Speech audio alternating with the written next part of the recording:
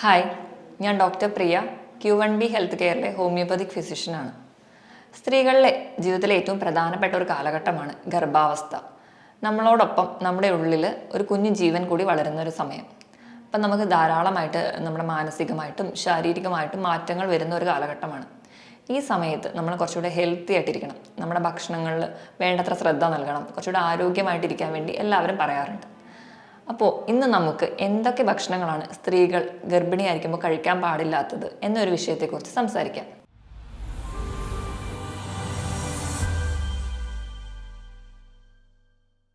ഏറ്റവും ഒന്നാമതായിട്ട് എനിക്ക് പറയാനുള്ളത് മെർക്കുറി അടങ്ങിയ ഭക്ഷണങ്ങൾ കഴിക്കരുത്. മെർക്കുറി ഒരു വിഷമാണ്. പ്രധാനമായിട്ടും മെർക്കുറി അടങ്ങിയ ഭക്ഷണങ്ങൾ എന്ന് പറയുമ്പോൾ വലിയ മീനുകൾ, സ്രാവ്, ടൂണ പോലെയുള്ള മത്സ്യങ്ങളിലാണ് മെർക്കുറി അടങ്ങിയിരിക്കുന്നത്. ഇങ്ങനെയുള്ള മീനുകൾ കഴിവതും ഒഴിവാക്കുക. നമ്മൾ സാധാരണക്കാർക്കാണെങ്കിൽ പോലും ഈ മെർക്കുറി ഒരു വലിയ വിഷയമാണ്. കാരണം അത് നമ്മുടെ കരളിലെത്തുകയും കരളിലടിയുകയും പല രോഗങ്ങൾ ഉണ്ടാക്കുന്നു. അതുകൊണ്ട് തന്നെ മാക്സിമം ഇപ്പോൾ ഇത് കഴിക്കണം അത്ര ആഗ്രഹമുള്ളവരാണെങ്കിൽ മാസത്തിൽ മാക്സിമം ഒരു 2 തവണ മാത്രം കഴിക്കാം എന്നാണ് പറയപ്പെടുന്നത്. അത്രയധികം വിഷമാണ് നമുക്ക് മെർക്കുറി.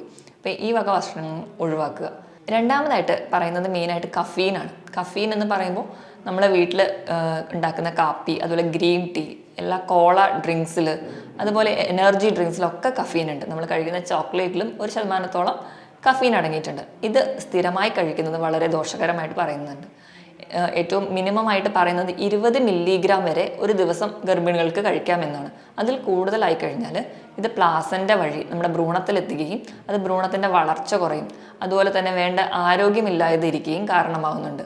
അതുപോലെ പെട്ടെന്ന് നേരത്തെ ഡെലിവറി വരാനും അതുപോലെ അബോർഷന് വരെ ചാൻസ് ഈ കഫീൻ കൂടുമ്പോൾ ഉണ്ടാവുന്നതായിട്ടാണ് പറയപ്പെടുന്നത്. കുഞ്ഞുങ്ങൾക്ക് അവരുടെ വളർച്ചയെ ബാധിക്കുന്നത് പോലെ തന്നെ അവരുടെ അമ്മമാർക്ക് അല്ലെങ്കിൽ ഗർഭിണികൾക്ക് അസിഡിറ്റി പോലെയുള്ള ബുദ്ധിമുട്ടുകൾ ഉണ്ടാവുന്നുണ്ട്.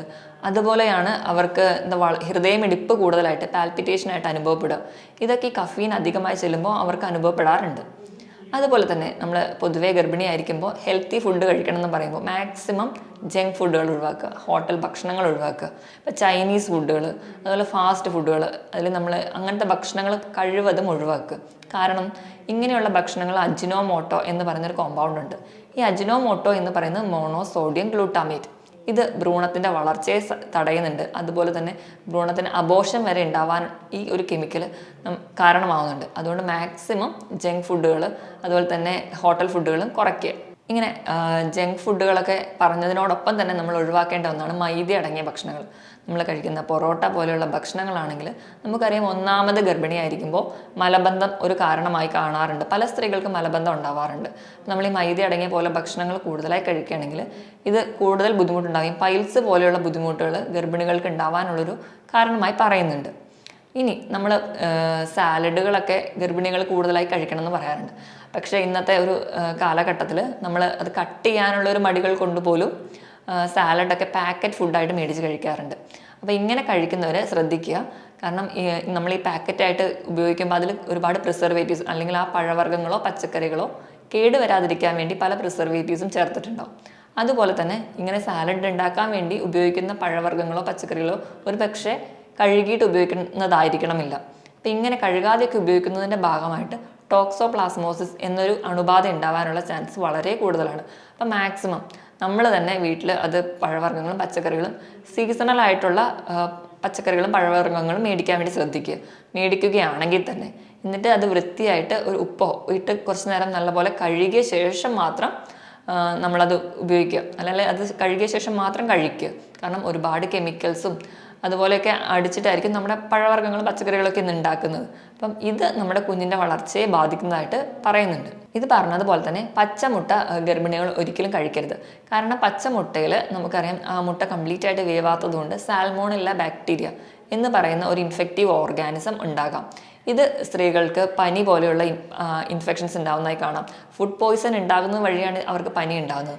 അതുപോലെ സ്ത്രീകൾക്ക് വയറുവേദന, ഓക്കാനം, ഛർദി പോലെയുള്ള ബുദ്ധിമുട്ടുകൾ ഉണ്ടാവാറുണ്ട്. അത് കാരണം എന്താണെന്ന് വെച്ചിട്ടുണ്ടെങ്കിൽ ഈ ബാക്ടീരിയ നമ്മൾ കംപ്ലീറ്റ് ആയിട്ട് വേവാത്തപ്പോൾ നമ്മുടെ വയറിൽ നമ്മൾ ആ ഒരു ഗർഭിണിയായിരിക്കുന്ന ഒരു അവസ്ഥ എന്ന് പറഞ്ഞാൽ കുറച്ചുകൂടെ സെൻസിറ്റീവ് ആയിരിക്കും. അതുകൊണ്ടാണ് പൊതുവേ ഇങ്ങനെ സാൽമോണല്ല ബാക്ടീരിയയുടെ ഇൻഫെക്ഷൻ നമുക്ക് പെട്ടെന്ന് ഉണ്ടാവുന്നത്. അപ്പോൾ പ്രധാനമായും ഈ പച്ചമുട്ട അടങ്ങിയതാണ് മയണൈസ്, ഐസ്ക്രീം, കേക്ക്. ഇത് മാക്സിമം കുറച്ച് ഉപയോഗിക്കാൻ വേണ്ടി ശ്രദ്ധിക്കുക. അതുപോലെ തന്നെ നമ്മൾ വീട്ടിൽ ഉണ്ടാക്കുന്ന ഓംലെറ്റുകൾ പകരം ബുൾസൈ ഒക്കെ ഉണ്ടാക്കി എല്ലാവരും കഴിക്കാറുണ്ട്. അപ്പം അങ്ങനെ ഒരു സ്റ്റേജിൽ നമ്മൾ കഴിക്കുകയാണെങ്കിലും അതും കംപ്ലീറ്റ്ലി കുക്ക്ഡ് അല്ല. അപ്പം മാക്സിമം മുട്ട പുഴുങ്ങി കഴിക്കാൻ വേണ്ടി ശ്രദ്ധിക്കുക. അതായിരിക്കും നമുക്ക് കുറച്ചും കൂടി ഹെൽത്തി ആയിട്ടുണ്ടാവുക. ഇതുപോലെ തന്നെയാണ് നമ്മൾ മുളപ്പിച്ച പയർ കഴിക്കുന്നത്. നമുക്കറിയാം ഏറ്റവും ഹെൽത്തി ആയിട്ട് അല്ലെങ്കിൽ എല്ലാവരും ഡയറ്റിൽ ഇൻക്ലൂഡ് ചെയ്യാൻ പറയുന്ന അല്ലെങ്കിൽ ഉൾപ്പെടുത്താൻ പറയുന്ന ഒരു വസ്തുവാണ് മുളപ്പിച്ച പയർ. ഒന്നാമത് തന്നെ പയറിൽ ധാരാളം പ്രോട്ടീൻ ഉണ്ട്. പിന്നെ മുളപ്പിക്കുകയും കൂടി ചെയ്ത് കഴിയുമ്പോൾ പ്രോട്ടീനോടൊപ്പം തന്നെ വൈറ്റമിൻ സി കൂടുന്നുണ്ട്.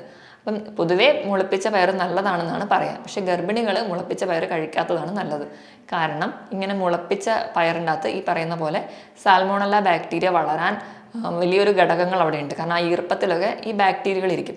പൊതുവേ ഇങ്ങനെ മുളപ്പിച്ച പയറൊക്കെ എല്ലാവരും സാലഡായിട്ട് വേവിക്കാതെയാണ് കഴിക്കുക. ഇങ്ങനെ സാൽമോണല്ല ബാക്ടീരിയ നമ്മുടെ വയറിലെത്തുകയും അത് പ്ലാസൻ്റ വഴി ഭ്രൂണത്തിലെത്തുകയും അത് ഭ്രൂണത്തിൻ്റെ വളർച്ചയെ വരെ ബാധിക്കുന്നുണ്ട്. അപ്പം മുളപ്പിച്ച പയർ കഴിക്കാത്തതാണ് ഗർഭിണികൾക്ക് നല്ലത്.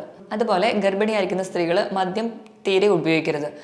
കുറച്ച് വെസ്റ്റേൺ കൾച്ചറിൻ്റെ ഒക്കെ ഒരു കടന്നു വരവോടുകൂടി നമ്മുടെ നാട്ടിലും സ്ത്രീകളിൽ ചെറിയ തോതിലെങ്കിലും മദ്യം ഉപയോഗിക്കാറുണ്ട്. പക്ഷേ ഗർഭിണിയായിരിക്കുമ്പോൾ പൂർണ്ണമായിട്ട് മദ്യം ഒഴിവാക്കുക. കാരണം കുഞ്ഞുങ്ങൾക്ക് ആൽക്കഹോൾ ഫീറ്റൽ സിൻഡ്രോം എന്ന് പറയുന്ന ഒരു കണ്ടീഷൻ ഉണ്ടാവാൻ ചാൻസ് ഉണ്ട്.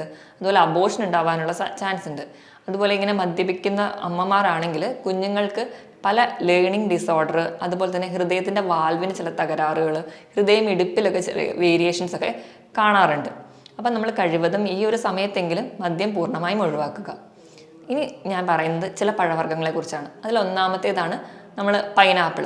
പൈനാപ്പിൾ എന്ന് പറയുന്നത് ധാരാളം നാരുകളും വൈറ്റമിൻസൊക്കെ അടങ്ങിയ ഒരു പഴവർഗ്ഗമാണ്. പക്ഷേ ഗർഭിണികൾ ഇത് അമിതമായി കഴിച്ചു കഴിഞ്ഞിട്ടുണ്ടെങ്കിൽ പൈനാപ്പിളിൽ ബ്രൊമാലിൻ എന്ന് പറയുന്ന ഒരു കമ്പോണൻ്റ് ഉണ്ട്. ഈ ഒരു കമ്പോണൻ്റ് നമ്മുടെ യൂട്രസ് പെട്ടെന്ന് കൺട്രാക്ട് ചെയ്യാനും റിലാക്സ് ചെയ്യാനും കാരണമാക്കും. അതുകൊണ്ട് തന്നെ നമുക്ക് ചിലപ്പോൾ അബോർഷൻ വരെ ഉണ്ടാവാം. അപ്പോൾ ഇത് അധികമായി കഴിക്കുന്നത് ഗർഭിണികൾക്ക് അത്ര നല്ലതല്ല. അതുപോലെ തന്നെ പപ്പായയും ഒരു മിതമായ അളവിൽ കഴിക്കുന്നത് വലിയ തെറ്റില്ല. പക്ഷേ നമ്മൾ പച്ച പപ്പായയാണ് കഴിക്കുന്നതെങ്കിൽ പപ്പായയിലുള്ള പപ്പൈൻ എന്ന് പറയുന്ന ഒരു ഘടകം ഈ പറഞ്ഞ പോലെ യൂട്രസിനെ പെട്ടെന്ന് കൺട്രാക്ട് ചെയ്യാനും റിലാക്സ് ചെയ്യാനും കാരണമാകുന്നുണ്ട്. അതുവഴി നമുക്ക് ചിലപ്പോൾ അബോർഷൻ വരെ ഉണ്ടാവാം. പഴുത്ത പപ്പായ ചെറിയ തോതിൽ കഴിക്കുന്നത് വലിയ ദോഷം ചെയ്യാറില്ല. ഇതുപോലെ തന്നെ സ്ത്രീകൾ നമ്മളെ ഓർഗൺ മീറ്റുകൾ, അതായത് കൂടുതലായിട്ടും കരളുകളൊക്കെ കഴിക്കാറുണ്ട്. അപ്പം അങ്ങനെ വരട്ടിയൊക്കെ പൊതുവെ കഴിക്കുന്നത് അത്ര നല്ലതല്ല. കാരണം ഇതിൽ വൈറ്റമിൻ എയുടെ അളവ് കൂടുതലുള്ളതും നമ്മുടെ കുഞ്ഞിൻ്റെ വളർച്ചയെ ബാധിക്കുന്നതായിട്ട് പറയുന്നു. അതുപോലെ തന്നെ തേനിൻ്റെ ഉപയോഗം നമ്മൾക്കറിയാം. നമ്മളിന്ന് നാടുകളിലൊക്കെ നമ്മളെ വീടുകളിലൊക്കെ പലരുടെ വീട്ടിലൊക്കെ തേനൊക്കെ എടുക്കാറുണ്ട്. നമ്മളത് ഗർഭിണികൾ കഴിക്കുന്നതും നമുക്കറിയാം കുറച്ചുകൂടെ ഹൈജീനിക് ആയിരിക്കില്ല ചിലപ്പോൾ തേൻ എടുക്കുന്ന മാർഗം. അല്ലെങ്കിൽ ആ ചില തരത്തിലുള്ള ചെറിയ ഇൻഫെക്ഷൻസ് ഒക്കെ നമ്മൾ തേനിൻ്റെ ഉള്ളിൽ കാണാറുണ്ട്. അപ്പം നമ്മൾ ഗർഭിണികൾ തേൻ കഴിക്കുകയാണെങ്കിൽ അതും ചെറിയ രീതിയിൽ പല ഇൻഫെക്ഷൻസ് ഉണ്ടാവാനും കാരണമുണ്ട്. അതുകൊണ്ട് ഗർഭിണികൾ തേൻ എടുക്കുന്ന അത്ര നല്ലതല്ല. ഞാൻ ഈ പറഞ്ഞ പോലെയുള്ള ഫുഡുകളൊക്കെ മാക്സിമം അവോയ്ഡ് ചെയ്യുക. അതോടൊപ്പം തന്നെ നമ്മൾ കുറച്ചും കൂടി നമ്മുടെ മെൻ്റലി നമ്മുടെ ആരോഗ്യം ഉറപ്പുവരുത്തണം. അതിനായിട്ട് ചെറിയ രീതിയിലുള്ള യോഗയും മെഡിറ്റേഷനൊക്കെ ചെയ്യുന്നത് ഗർഭിണിയായിരിക്കുന്ന ഒരാൾക്ക് നല്ലതാണ്. കാരണം നമുക്ക് സ്ട്രെസ്സൊക്കെ കുറച്ചുകൂടെ കുറഞ്ഞിരിക്കുകയാണെങ്കിൽ നമ്മുടെ കുഞ്ഞിൻ്റെ ആരോഗ്യത്തിന് വളരെ നല്ലതാണ്. നമ്മൾ സ്ട്രെസ്സായിട്ടിരിക്കുകയാണെങ്കിൽ നമ്മളിൽ ഉണ്ടാകുന്ന ഹോർമോണൽ ചേഞ്ച് പ്ലാസൻ്റ വഴി കുഞ്ഞിലെത്തുകയും അത് കുഞ്ഞിൻ്റെ തലച്ചോറിൻ്റെ വളർച്ചയെ ബാധിക്കുന്നുണ്ട്. അതുപോലെ കുഞ്ഞുങ്ങളിൽ ചില ലേണിംഗ് ഡിസോർഡേഴ്സ് കാണിക്കാറുണ്ട്. അവരുടെ മാനസിക നിലയ്ക്കും ചെറിയ വ്യത്യാസങ്ങളൊക്കെ കാണിക്കാറുണ്ട്. അപ്പം ഗർഭിണിയായിരിക്കുന്ന ഒരമ്മ എപ്പോഴും കുറച്ചുകൂടെ ഹാപ്പി ആയിട്ടിരിക്കുക. അതുപോലെ തന്നെ ധാരാളം വെള്ളം കുടിക്കുക. കുഞ്ഞിനും കൂടി വേണ്ടിയിട്ടുള്ള ധാരാളം വൈറ്റമിൻസും അടങ്ങിയ ഭക്ഷണങ്ങൾ കഴിക്കുക. ഫോണ് പോലെയുള്ള ഗാഡ്ജറ്റ്സിൻ്റെ ഉപയോഗങ്ങൾ കുറയ്ക്കുക. ഇങ്ങനെയൊക്കെ നമ്മൾ ശ്രദ്ധിക്കുന്നത് വഴി നമുക്ക് ആരോഗ്യമുള്ള ഒരു കുഞ്ഞിനെ നമുക്ക് ലഭിക്കും. മറ്റൊരു ഹെൽത്ത് ടോപ്പിക്കുമായിട്ട് വീണ്ടും വരുന്നത് വരെ നന്ദി.